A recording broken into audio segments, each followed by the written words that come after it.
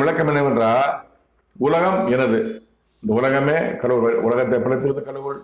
உலகத்தில் உள்ள காட்டு விலங்குகள், நாட்டு விலங்குகள், பரப்பன, ஊர்வன, மனிதர்கள் அனைத்தையும் படைத்தது கடவுள். வானத்தை படைத்தது கடவுள். வானத்தில் உள்ள சூரியன், சந்திரன், நட்சத்திரங்கள் அனைத்து கிரகங்களை படைத்தது கடவுள். சமுத்திரத்தை படைத்தது கடவுள்.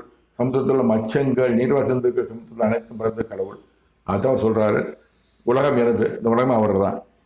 உலகத்தின் எஞ்சனங்கள் பரமண்டலத்திலிருந்து இங்கே பூமிக்கு மனிதர் அனுப்புறது எந்த கருத்த கடவுள் தான். மறித்தா பரமண்டலம் போயிடுவாங்க, ஆவியாவது சேர்க்கப்படுவார்கள். பாவமுள்ள ஜனங்கள் கடவுள் சொல்றாரு, இந்த உலகத்தின் எல்லாமே பாவமுள்ள ஜனங்கள். எப்ப சொல்றாரு? 2019 9ஆம் மாதம் நவம்பர்ல சொல்றாரு. பாவத்தின் சம்பளம் மரணம், கொடுப்பேன். ஒரு குறிப்பிட்ட வாழ்மன்றம் கிடையாது. இந்த அதிபருக்கு, அந்த அதிபருக்கு, இந்த நாட்டு மக்களுக்கு, அந்த மக்களுக்கு கிடையாது.